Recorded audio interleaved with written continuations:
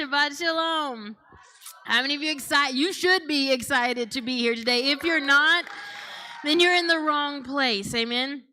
How many realize that it's amazing to me because you can praise and worship him in any language, and it's powerful, and it will move him, and he will hear that. But when you begin to worship him, I believe in the Hebrew tongue, how many realize that was the language that was created to reveal who he is?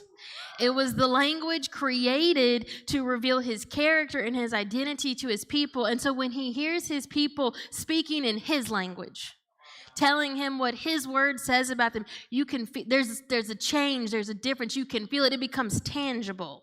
Amen? And as we were singing that song, my goodness, the one phrase that stuck out to me was atakan. You are here. You don't have to say anything else, just you are here. And that sums up the entire redemptive plan of Yahweh from the very beginning all the way to the end. When we see being restored to him, you are here. I was reminded of in Genesis chapter 1, even when you're in a waste and desolate condition, even in a fallen state, you are here. We find in Genesis chapter 1 that the Ruach is hovering over that which was made waste and desolate. Tohu vabohu, and yet the Spirit hovers over it, touching yet not touching. Waiting for the moment to release the word, to release the breath that will bring life back. How many realize that we're told in Ezekiel 37, we're the bones. We're a valley of dry bones and we've been gathered. It's a waste and desolate situation and place. And yet the Ruach is right now. We're in the season where he's hovering over. He's hovering over the bones and he's waiting because there's a set moment. There's a divine appointment when the breath, the Ruach, the power and his presence is going to be released and bring life into these bones. And that is so powerful. I don't know if you can picture that or understand it, but as I was looking at this week's Torah portion, I know I'm going to get ahead, but it's amazing to me because I've never looked at it this way before. There was 2 arcs in the wilderness, the entire wilderness journey. One was full of his presence, and one was full of dead bones.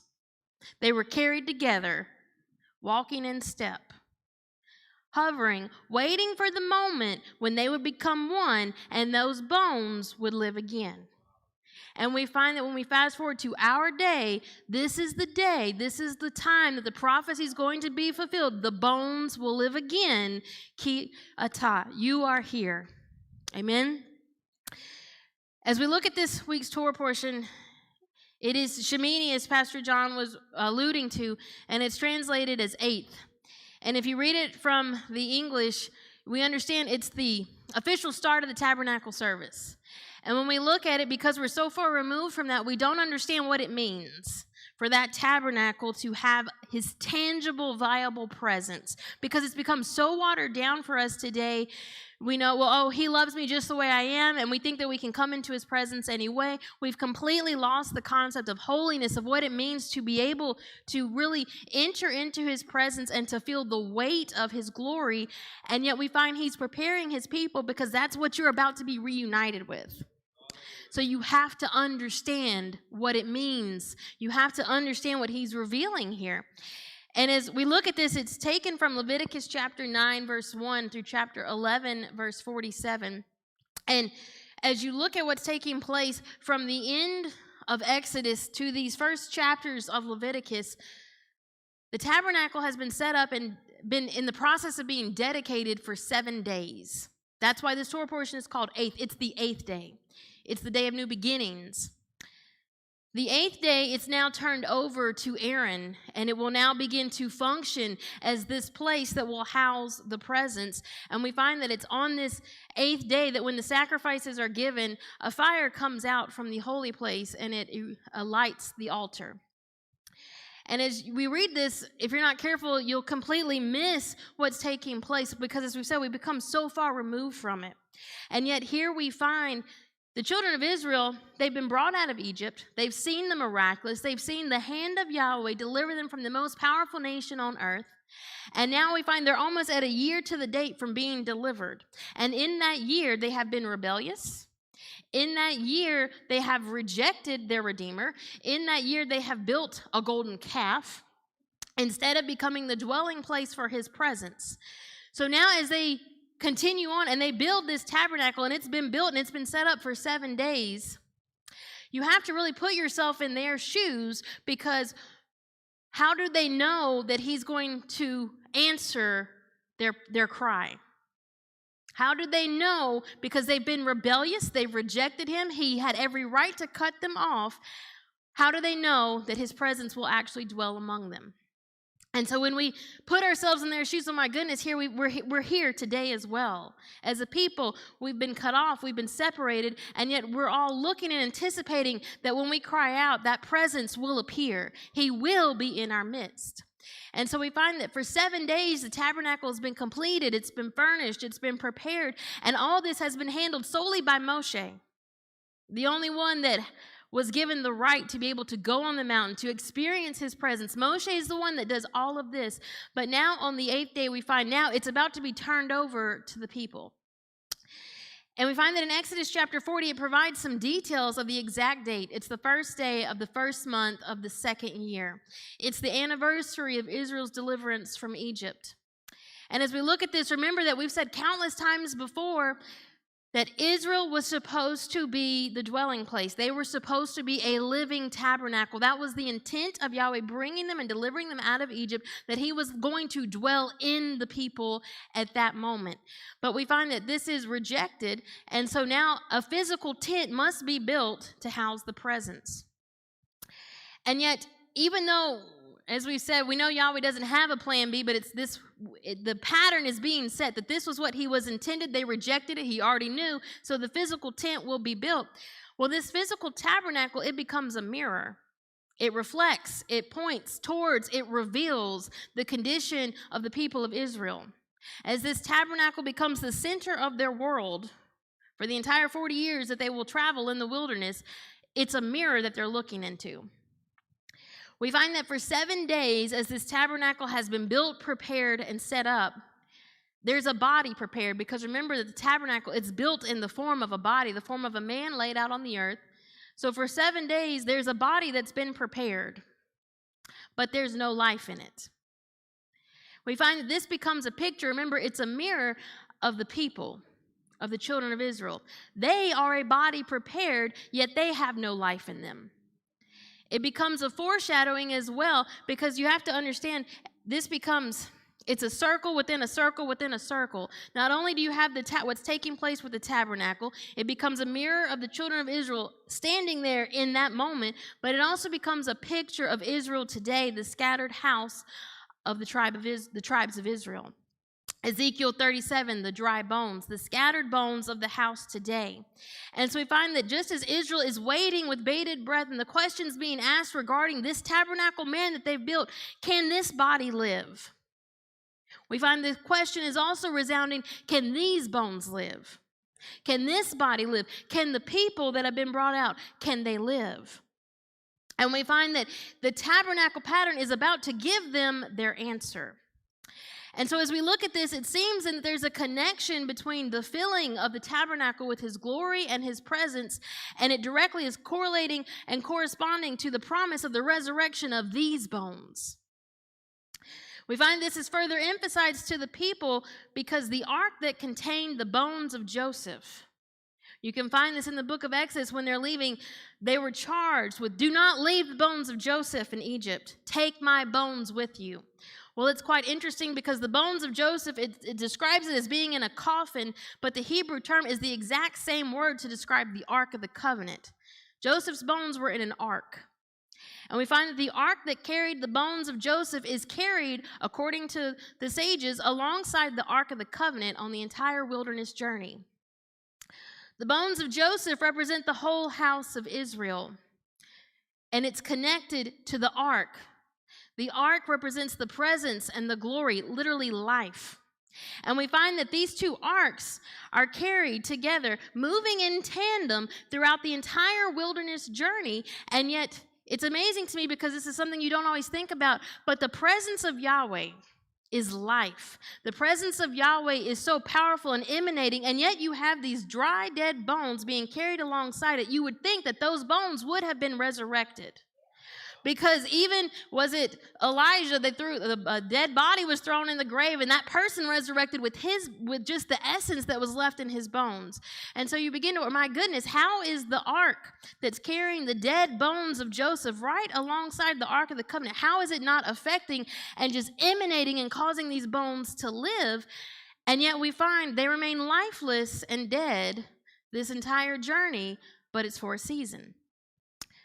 And it seems as if it becomes this teaching mechanism and this tool. It's a living blueprint before the children of Israel that are on this journey until they choose to become the ark of his presence. Those bones will remain lifeless. And yet we find that there's a promise that the bones will be resurrected. Ezekiel 37 verse 3 tells us, and he said unto me, Son of man, can these bones live? And I answered, O Adonai Yahweh, thou knowest. And so we find that here's this blueprint, this example, this pattern that they're walking it out.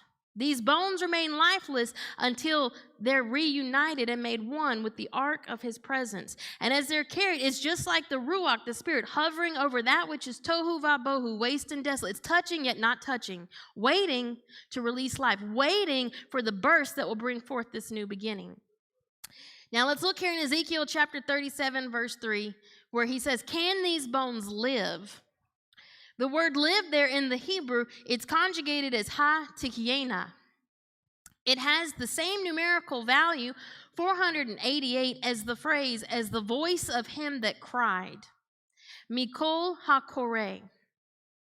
It's found in Isaiah chapter 6, verse 4, and it says, and the posts of the door moved at the voice of him that cried, at the Mikol ha-koreh, and the house was filled with smoke. And if you're unfamiliar with Isaiah chapter 6, it's Isaiah's vision of the glory filling the temple. And he hears at the voice of him that cried, they're crying, holy, holy, holy, kadosh, kadosh, kadosh. And his presence fills the temple so much so that it begins to shake and to quake. And we find that in this vision, this is when Isaiah has the coal taken from the altar and it touches his lips to cleanse his lips so that he can declare, Hineni, send me. The bones coming to life seem to be directly connected with the temple being filled with the glory at the sound of the voice. And so we find that this they're connected, they're patterned, they're joined one to another. And we find that just as Yahweh breathed into Adam, causing him to live, we see this being played out. Isaiah has the coal touched to his lips. What does it do? It releases that breath into him as well so that he can speak. He can become that nefesh kaya, that speaking living soul. And so now as we look at this, we can begin to understand the significance of what's about to take place. For 7 days, the tabernacle has stood with no life. For 7 days, it's as if there's been a dead body in the midst of Israel. Yet if his glory chooses to reside here, it's acting as a covenant promise that when his glory fills this tabernacle, it's a covenant promise that the bones as well will be able to live again if they'll respond to the voice that cries forth. If the tabernacle body can live, then surely so can the bones of Israel. And so now you can understand why Israel, while they're waiting with bated breath, it's almost as if I believe there's a hush over the people because they know that by their own actions, they've been cut off. They have no right to be here, yet in his mercy, will this tabernacle live, giving them a promise and a covenant they can look forward to, that in the future, the bones will live.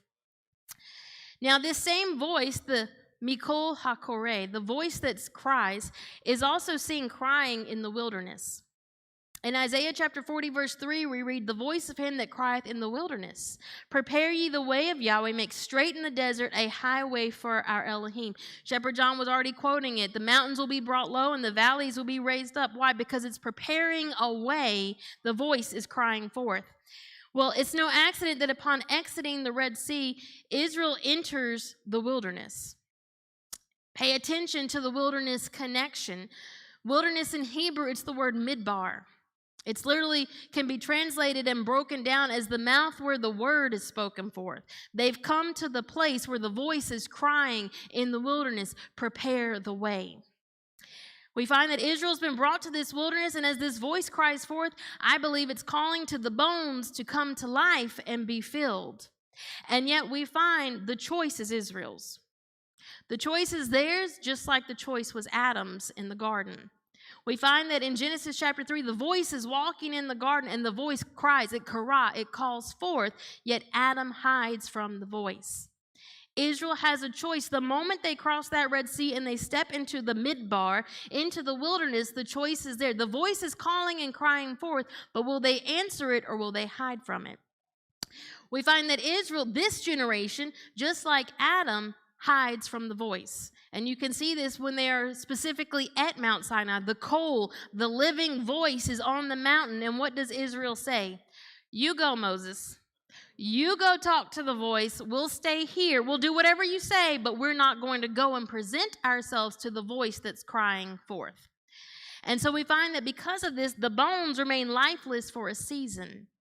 And yet we understand there's a promise that they're given with the glory filling the tabernacle. It's dealing with the future resurrection. So even though just like Adam, they've hid from the voice, Adam was also given a promise that there's a future resurrection. Now, we have to understand that Yahweh thinks generationally. This is a covenant promise that's being confirmed with the generation that's gathered at the tabernacle, yet it's one they will not see in their own lives, in their own lifetime. Instead, this promise speaks of a future restoration and deliverance of the scattered bones, you and I, that would be gathered at the voice of him who cried to become the living tabernacle finally, and it will have come full circle. And we find that just as Abraham was given a covenant and promises that he would not see in his lifetime, yet he's entrusted with it. He's to guard it. He's to watch over it. He's to pass it down. But it's a promise that he will not see. It will be one that his descendants see. So here we find that Israel is allowed to be a piece in the bigger redemption plan. It's laying the groundwork for the resurrection and the regathering of their house. The gathering of the bones today is the fulfillment of the covenant promise that's made here when this tabernacle comes to life. And it's quite interesting because when you look from a Hebrew perspective and mindset, it's when you have generations and your name is still present among the people, it's as if you're not cut off. But if your name's cut off, if you have no lineage, if you have no descendants, if you have no way to prove or declare your lineage, then you're cut off. And I believe that this is what Israel has being revealed to them. It's a promise of resurrection. You won't be cut off in the sense that you're going to still have a lineage. You're going to have a name that will be present, and that name is going to be regathered and brought back. Amen? Now let's take a look at this in Leviticus chapter 9, verse 1. It says, "And it came to pass on the 8th day that Moses called Aaron and his sons and the elders of Israel." And we find that as you read the rest of chapter 9, Moshe is leading Aaron through the sacrifices that must be offered in order to dedicate the tabernacle. But we're going to focus on this word for 8th. It's the 8th day. In Hebrew, 8th is Strong's number 8066, Shemini, and it's translated as meaning 8th from the root word shmoneh, Strong's number 8083, 8. And yet shmoneh in the Hebrew is quite interesting because it has the same letters that form the word neshama, spirit, breath.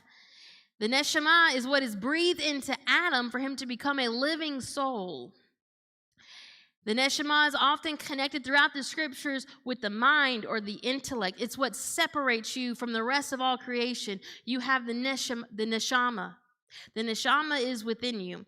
And it seems to infer that on this day, the 8th day, that there's about to be an opportunity for this body. Remember, we're talking about this tabernacle, this body that has no life in it, to be breathed into just as Adam was and receive the neshama. The mind and the intellect of the Most High is about to be deposited within this tabernacle that has been built and prepared for it. And yet we find that the promise that's being told to Israel is that if this body, if this tabernacle structure can live, if it can be given life, then it's a promise and a reflection that these dry bones as well can once again live, and not only live, but have restored to us the mind of the Creator. Amen? And so now you can understand, as they're waiting to see what his answer will be, as they're waiting to see if the Father is going to respond to the offering that they've brought, they understand that if this tabernacle doesn't live, if he chooses not to dwell here, then it's as if they're cut off. There's no hope. And so now you can begin to understand what the significance of this 8th day is. As we continue to look at this, the numerical value of Shemini, the title of this Torah portion, it equals 410. And it's quite interesting because 410 is the same value as the name Ararat. It's the name of the mountain where the Ark of Noah rested after the flood. And you'll find that Ararat is translated as meaning the curse reversed. And if you look, you'll find that the ark rests on the 17th of Aviv. Well, it's quite interesting because this is the first month. It's the month of Aviv in this Torah portion. So the month of Aviv is the same month that the tabernacle dedication is taking place. But the 17th of Aviv, when the ark rested, is the exact same day that Israel crossed the Red Sea, being brought out of bondage and out of Egypt. And so as we continue to make these connections, we have to ask the questions, do you think perhaps that upon being delivered out of Egypt, this was the set time for the bones, for the body to be presented and to have breath enter into them, literally to experience a resurrection, the curse of death reversed? It's no accident this is also the exact day that the Messiah was resurrected on Yom HaBikurim, fulfilling the pattern. It's the day of resurrection. So when Israel exits the Red Sea, it's the patterns being fulfilled. This is when they should have been filled. This is when they should have become living again and experienced a resurrection. And yet here we find at the end of Exodus and the beginning of Leviticus, it makes it very clear this is 1 year later. 1 year later, and yet this body is still lifeless. This body still is not housing the presence.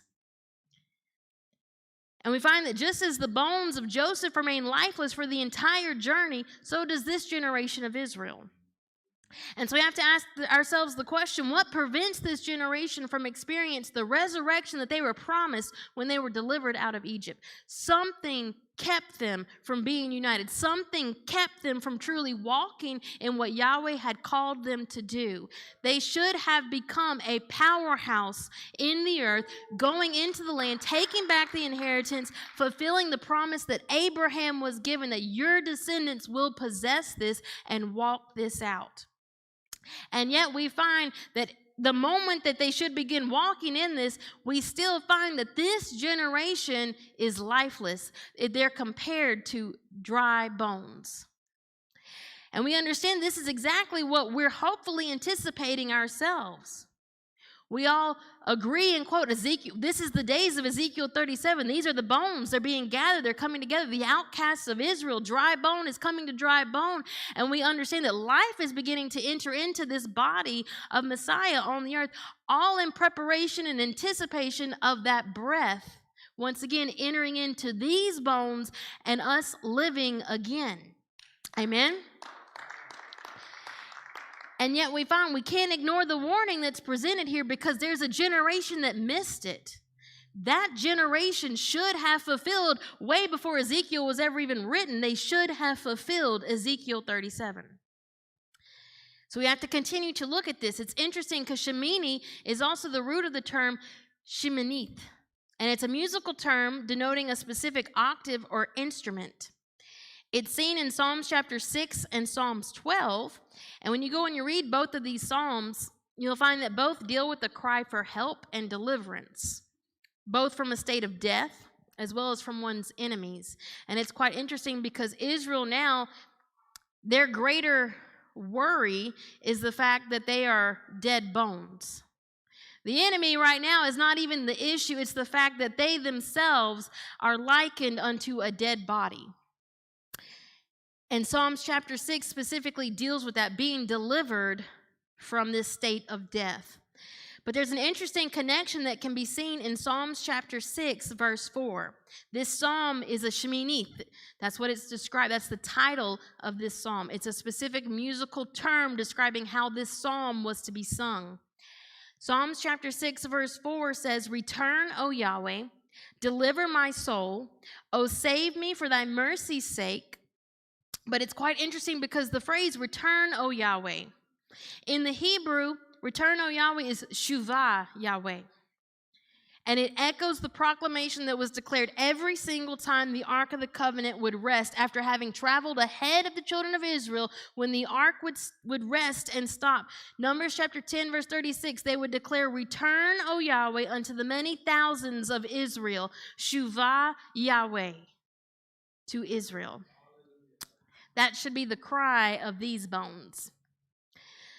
And it's quite interesting because when you look at this, the phrase Shuvah Yahweh is only seen specifically, that statement, not conjugated, not in a different order, not with other words, but just Shuvah Yahweh, return, O Yahweh, is only seen in 3 verses. Numbers chapter 10, Psalms chapter 6, and Psalms chapter 90, verse 13.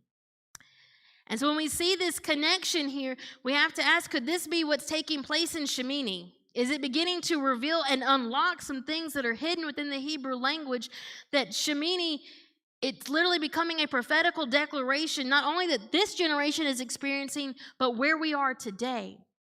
It's not just revealing the time that, it's the 8th day, Shemini, the 8th day. Finally, they're going to get this going for 7 days. Moses had to teach them. They finally get it after 7 days. But no, Shemini, the 8th day, deals with the timing of a specific cry. A specific note that's being released from the hearts of the people, and it's the cry of Shuvah Yahweh. Return, O Yahweh, to the many thousands of Israel. Shuvah, may the neshama, may your breath enter these bones again. That's the cry that's being released as this tabernacle's prepared. And yet it's astounding to me because every time they would declare this, every single time they would cry, Shuvah Yahweh, return to the many thousands of Israel, the presence returns to the Ark of the Covenant and not to the bones. The presence returns to the Ark of the Covenant, and it does not rest on the Ark right there next to it that's holding the bones of Joseph. They're moving in step, walking in tandem. Stepping in step, but they're not yet ready to live again. Because those bones will only live when the people are ready to become the ark of the presence. And so we find that this is a cry that's issued and declared forth every single time throughout the wilderness journey, and yet every time the answer was, not yet. You're not ready. Not yet. He'll be in their midst, hovering, touching but not touching, right there, walking step and step with them, and yet not quite united just yet. Let's look at the word return. It says, Shuvah, return, O Yahweh. Strong's number 7725, Shuv, and it means to return, to restore. Specifically, to return to a place where you've already been, to return to your natural or intended state. In other words, every time they would release this cry, it was crying out for the neshama, the presence, to return to the intended habitation, to the natural and intended state that was first created for it to dwell in, which was not that tabernacle, physical construction, but Adam. And yet our answer is given in Zechariah chapter 1, verse 3. It says, thus saith Yahweh Sabaoth, turn, shuv you unto me, says Yahweh Sabaoth, and I will turn or shuv unto you. And so we find that it's as if there's a line that's been drawn in the sand that every time Israel declares this, it's reminding them when he doesn't actually fill the bones, that when you turn to me, then I will turn to you. So we have to ask, how do we return? How do we make teshuvah in order to be restored to our intended state, in order for Yahweh to respond by returning to the many thousands of Israel, causing life to enter these bones? Well, the numerical value of the phrase Shuvah Yahweh equals 339. And it's quite interesting because the 339th word in the Hebrew script is found in Genesis chapter 1, verse 27. It says, so Elohim created man in his own image. Vayivra Elohim et ha'adam. Et, Aleph Tav, is the 339th word of the scriptures. The Aleph Tav, who we find that Messiah himself declares. In the Greek, we read it as, I'm the Alpha and Omega, I'm the beginning and the end. Yet the Hebrew is, I'm the Aleph Tav. And the Aleph Tav is seen throughout the entire scriptures, all the way from the very beginning. And he was making a proclamation, that's me. I'm the Et. I'm the Aleph Tav. From the beginning to the end. Amen? And we find that in this phrase, Vayivra Elohim et ha'adam, Et, the Aleph Tav Messiah, is connecting Elohim and Ha'adam, the man. And we find that because Adam and Israel refused to hear the voice, these bones would not live again until the Et, the Aleph Tav, the Messiah, comes and connects man back. And so we find that every time they would declare, every time they would release this cry, Shuvah Yahweh, it's literally a cry, whether today they want to acknowledge it or not. It was a cry for the Mashiach. It was a cry for the Aleph Tav, the only one that could restore and once again connect man back to Elohim. Amen? We find that Shemini, the cry of return and restoration, is a cry for the Aleph Tav, the Messiah, to become the divine connection between Yahweh and man. And when this happens, it would enable man to be the dwelling place once again. Without the Et, without the Aleph Tav, there's no connection. There's no bridge. There's no Vav. There's nothing to join the two. They can walk step in step. They can touch but not touch. But until they have the Aleph Tav, until they have that Vav to connect it, now they're unified. We find that as a dead body, Israel, the dry bones, are unable to come into the presence without coming in contact with one who will sprinkle them with the waters of separation, cleansing them from death that's taken from the sacrifice of the red heifer. And when you begin to look at this, we understand that not only does Israel come out of Egypt, they're tainted by death from their idolatry in Egypt. When they are delivered, literally resurrected by crossing the Red Sea, you would think, okay, they've been cleansed from it, and yet they go right back.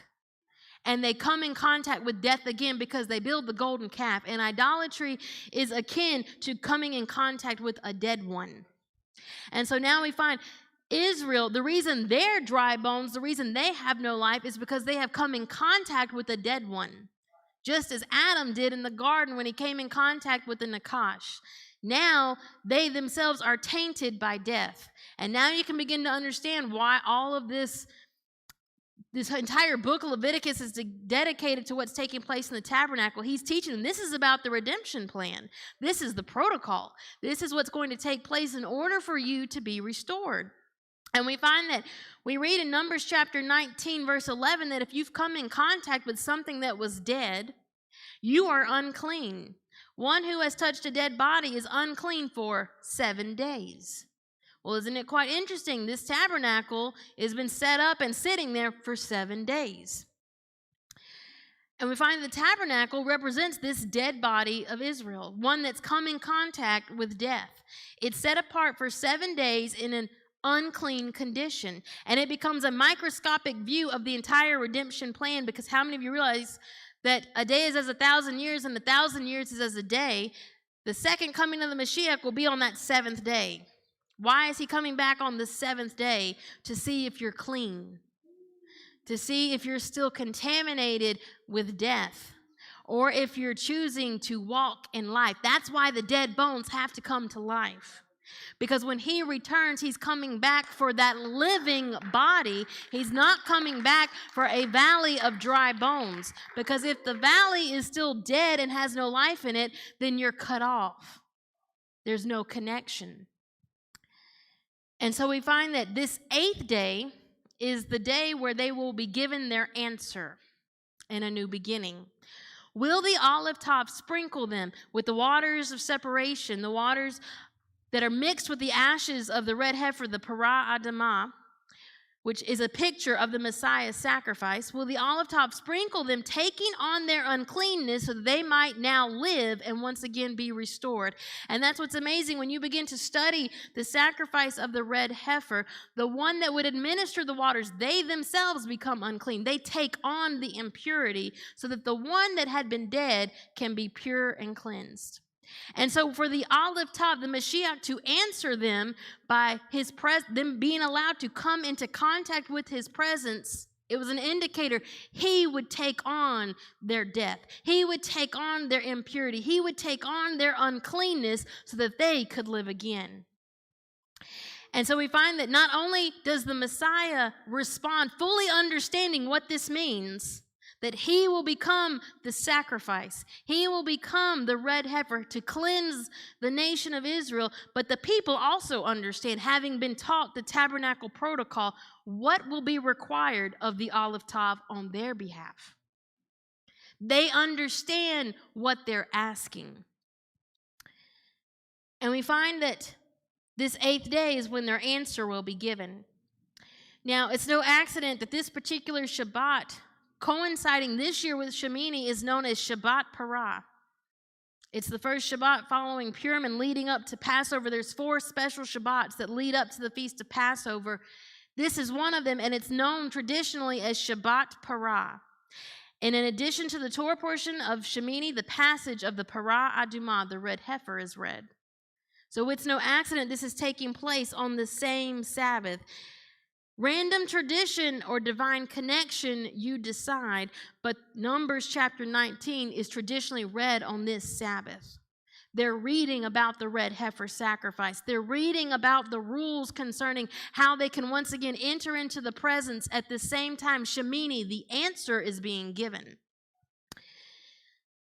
Now, when the tabernacle was filled with the presence and the glory, it was representing a shuv, a return of the Olive Tav, the Mashiach, connecting man back.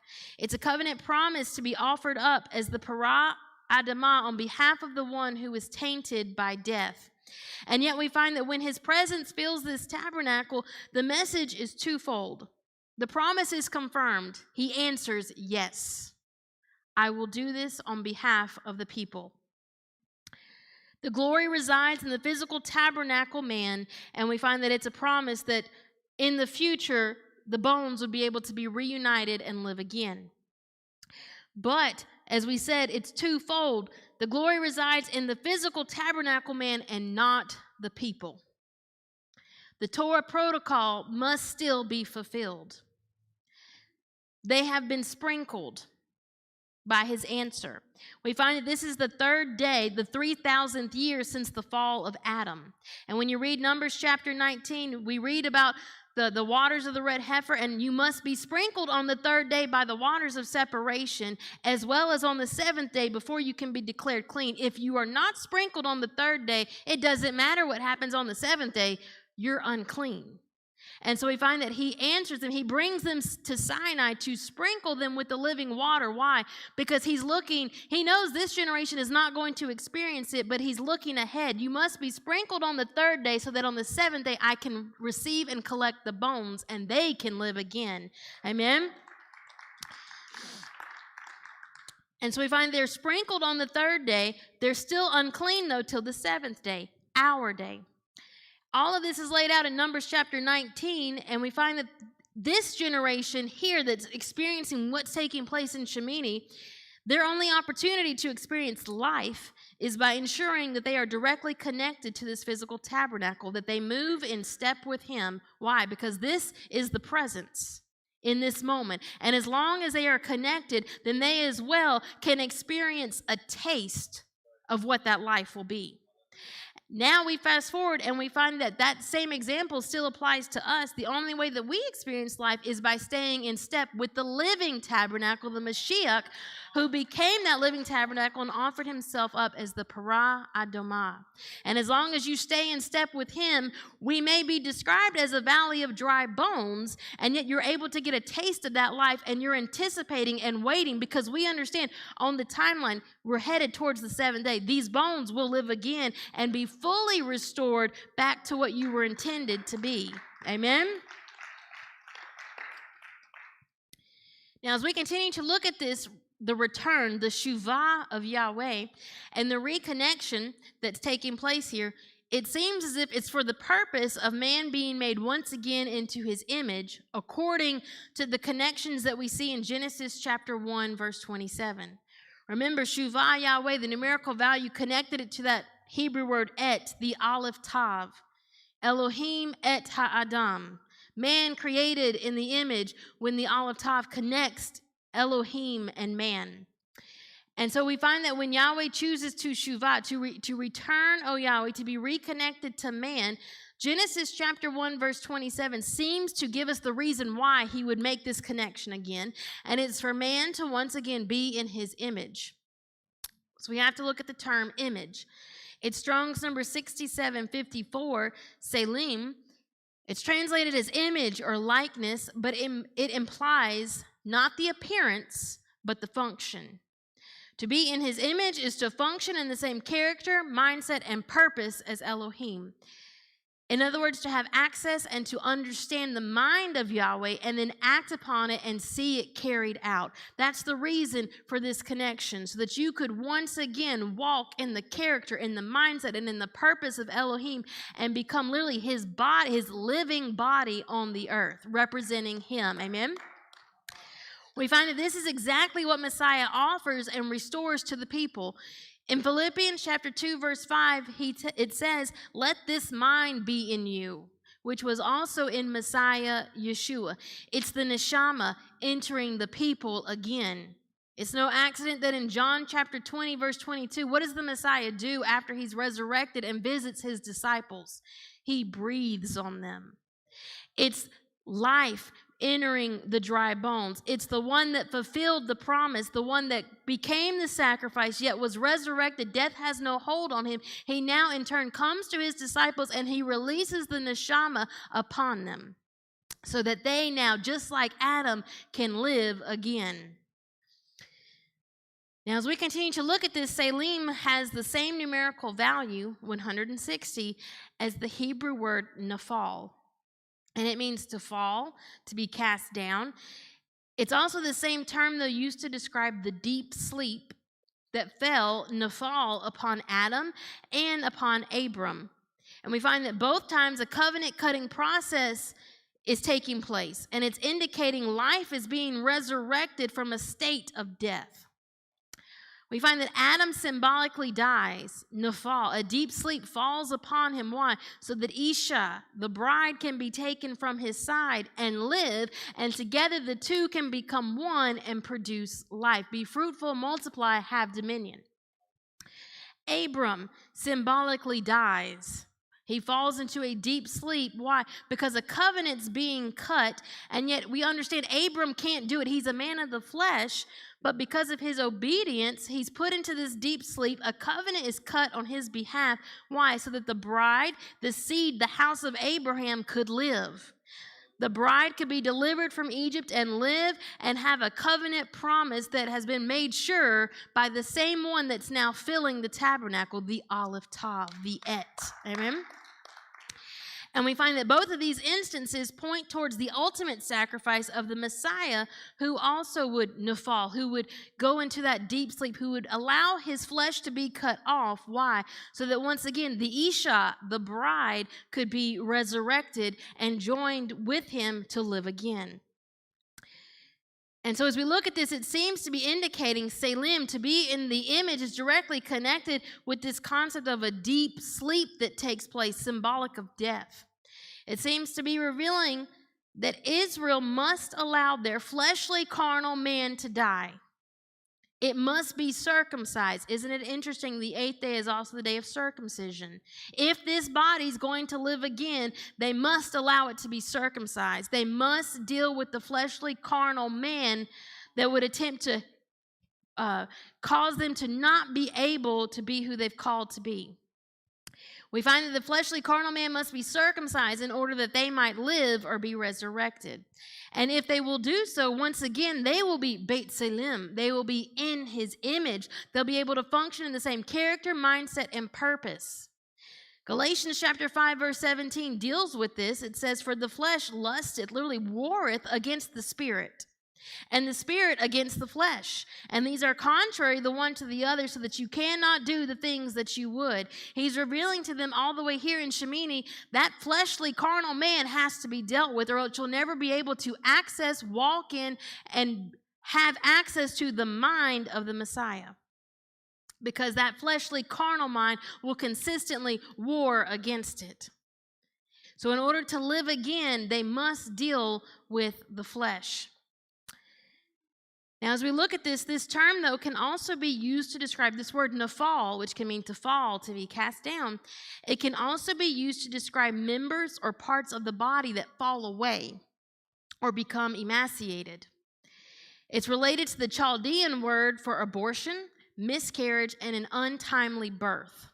Isn't it interesting that one of the biggest afflictions of this nation has to do with this very thing, with the nafal, with the aborting of life? Why? It's symbolic and it's a reflection of what's taking place in the spirit. These bones are aborting. They're miscarrying the promise. They're refusing to carry it, and they're literally wasting away because they're not willing to deal with the carnal nature. They're not willing to circumcise the heart. And so now we see it manifested in the physical. If they refuse to deal with their carnal, fleshly nature, there can be no resurrection or life in these bones. They'll continue to have death ruling within them. They'll continue to wither away and literally fall off. There's death instead of life. Why? Because they've chosen to miscarry or abort this promise that they're being entrusted with. Once again, we find it's the shadow picture, the dead bones of Joseph carried alongside the Ark of the Covenant with the living presence. It's a reminder of both the promise of resurrection as they go hand in hand throughout the wilderness, a promise that one day they'll be united, but a reminder to the generation that was in the wilderness because of their own choices to continue to walk after the flesh, they remain dead bones. Even though right here was the living presence able to resurrect and breathe life into them. We find Yahweh's answer to Israel's petition of the tabernacle in Leviticus chapter 9, verse 24. Because remember, as they build this tabernacle and they begin to offer these sacrifices, the question still remains, will he answer them? Will he actually dwell in this that they've built and presented? Especially seeing as he first requested to dwell in them. Second of all, because they built a golden calf and they know they've been tainted, they're unclean. They have no right to ask this of him. What will he respond? In Leviticus chapter 9, verse 24, it says, "And there came a fire out from before Yahweh and consumed upon the altar the burnt offering and the fat, which when all the people saw, they shouted and they fell on their faces." The Hebrew wording reveals that the fire came from panim, literally the face of Yahweh, or the mouth. It's the same picture that when he breathes into Adam from his mouth, he releases the neshama. He releases that spirit, that breath into this tabernacle man. And then we read that the people shout and they fell on their face. The word fell there is Strong's number 5307, nafal. To fall, to be cast down. Yet that same word that we just looked at that can also mean a miscarriage, an abortion, or an emaciated body part. So we find that when the fire upon the altar, when this takes place, it's simultaneously a promise from the olive top that the bones of Israel will live again. Because if this tabernacle can live, that's an indicator that eventually these bones as well will live again. Amen? It's a voicing of his acceptance that he will be cut off in their stead. He will become unclean so that they might be clean. He'll be cut off so that they can be resurrected and return. Yet we find that it's also an indicator that this generation that's standing there had miscarried their own chance to become his Selim on the earth. The presence remains on the ark and is not united with the bones of the people. The fire goes to the altar and not the people. The glory resides in that tabernacle that was built and not among the bones of Israel. So at the same time, it is both encouraging. We won't be cut off. There will be a generation in the future that will be returned. But also, my goodness, they fall upon their face because we missed it. We should have been what that altar is right now. Now, it's quite interesting that the very next verse, as you see all this taking place, and now we understand, my goodness, what's the conversation that's taking place between the Mashiach and the nation of Israel as this tabernacle is being dedicated. The very next verse, Leviticus 9:24, is the answer that's given. The fire goes out and burns upon the altar, and the people fall upon their face. The very next verse is Leviticus chapter 10, verse 1, and it goes into recounting the sin of Nadab and Abihu. Their names lend insight into what's truly taking place. In the English, we read that they bring strange fire, and they attempt to go into the holy place and offer up incense. And there's so many different readings and teachings that you'll see based on what's taking place here, and some will say that they just didn't know any better, they got caught up in the moment, but that is not the case when you look in the Hebrew language. They were priests. They had been taught for 7 days exactly how to enter, how not to enter, what to do, what was expected of them. Also, now with the weight of everything that's hinging upon this moment, you can understand, don't mess up. Israel, you've already messed up. Israel, you've already done things the wrong way. In this moment, just do what he tells you to do. Just be obedient. Follow the protocol. And yet Nadab and Abihu refuse to do so and are cut off. But we need to look at their names because their names begin to reveal what's taking place. Nadab is Strong's number 5070. It's translated as spontaneous, liberal. It comes from the 2-letter root. It's spelled nun dalet bait in the Hebrew. The 2-letter root, the nun dalet, forms the Hebrew word ned, Strong's number 5067, and it means a heap or a pile. It's first seen referring to the waters of the Red Sea being piled or heaped as they are parted. Remember, Shemini had the same numerical value as Ararat, the mountain, the floodwaters, and it connects us to the crossing of the Red Sea taking place on that same day, Aviv the 17th. And so when you see this connection with the name Nadab, his name is literally inferring that those waters that were parted for Israel to cross out of bondage, that's what his name's referring to, the waters that are piled up. We also understand that water is euphemistic of seed. When Israel crosses the Red Sea, it was symbolic not only of them being born again, literally resurrected, but as well a circumcision was taking place. It's a cutting off of the dead seed of Egypt, or it should have been. Yet here, Nadab's very name seems to indicate, and remember, the bait is attached to this. The bait represents the house, the people, the bride.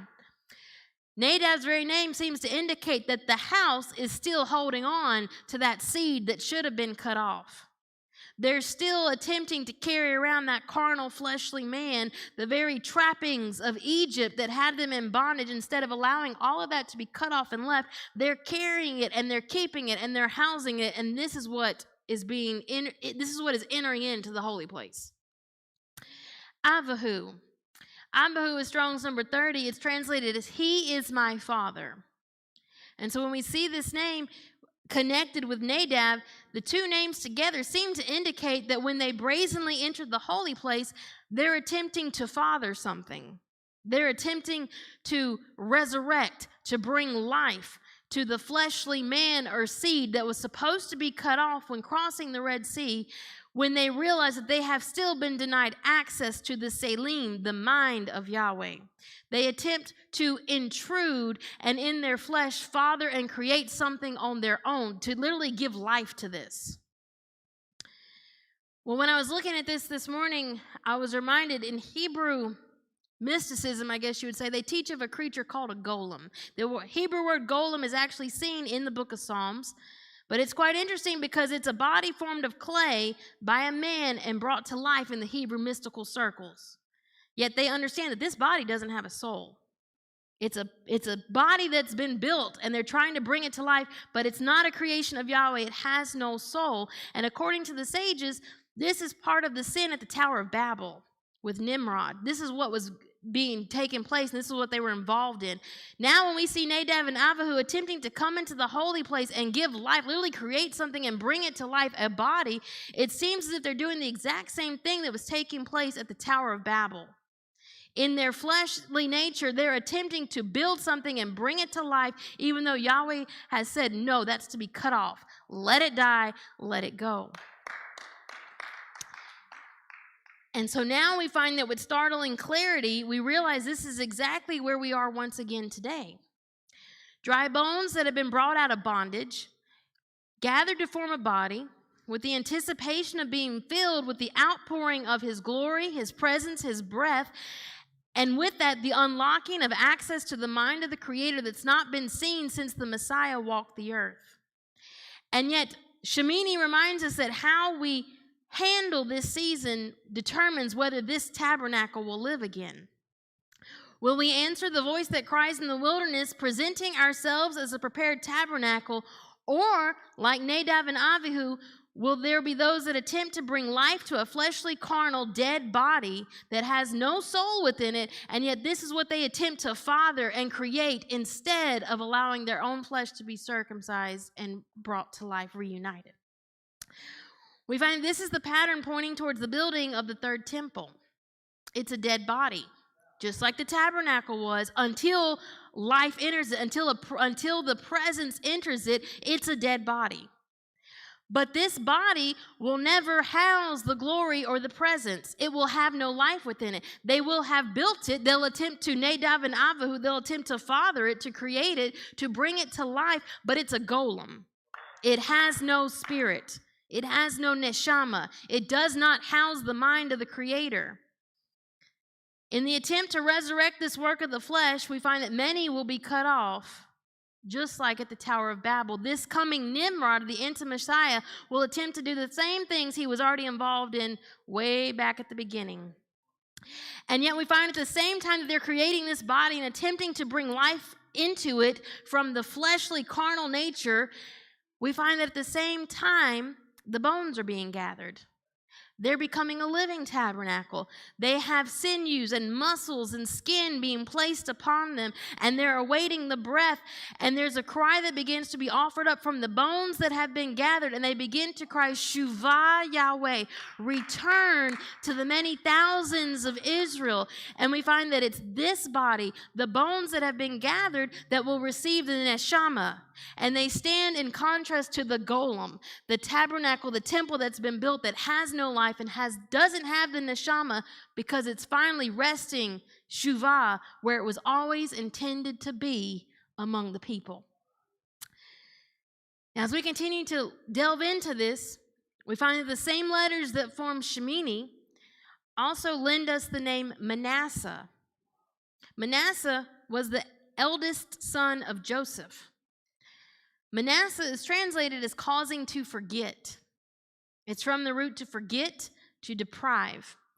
It's also quite interesting because Manasseh is the first individual of Israel to be born in Egypt. Joseph is not born in Egypt. He's born in the promised land and brought to Egypt.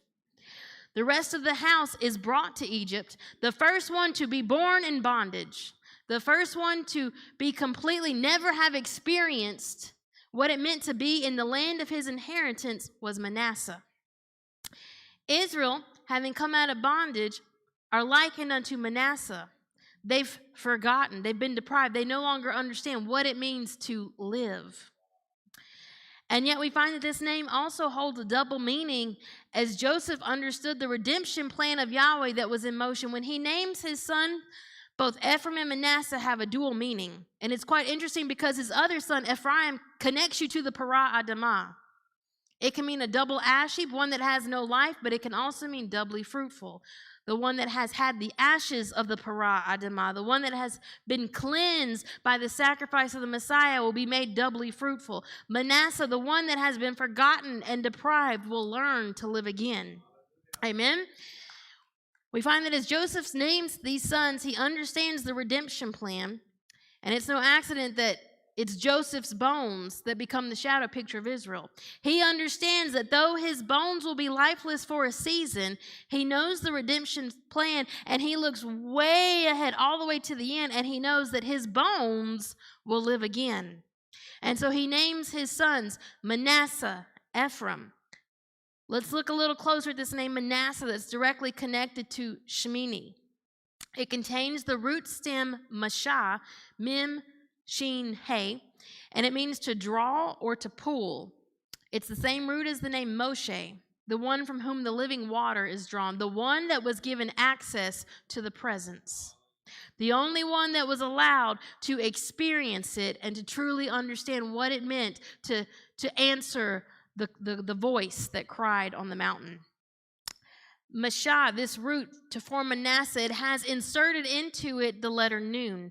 The letter Nun represents seed, word, or life. The letter Nun, though, as well represents the ability for lineage to continue on, perpetuation. It literally represents the firstborn, a family line that continues. That's why it means life. It continues on. It goes on and on. And so we find that Manasseh literally begins to offer the promise to Israel that even though they've forgotten what it means to live, that they've been so far removed from it, that there's a firstborn. There's the firstborn of many brethren that will come and draw forth the living water to sprinkle those that have been unclean and restore them. What do these Hebrew word plays reveal?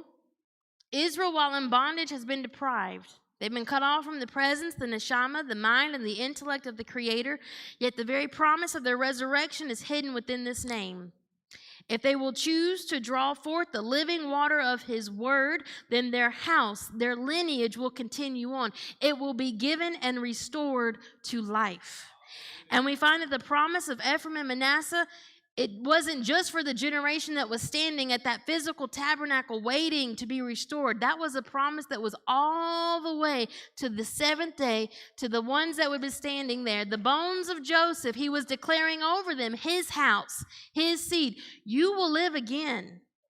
You will once again be restored to life. You'll be taught and reminded what it means to walk in His presence. And we see this fulfilled. Ezekiel chapter 37, verse 10, he prophesies of it. He says, so I prophesied as He commanded me, and the breath came into them, and they lived, and they stood up on their feet, an exceeding great army. The bones of Joseph finally live again, no longer separate from the ark, walking step in step, but united as one. Od Yosef Kai. Joseph yet lives. Shabbat Shalom.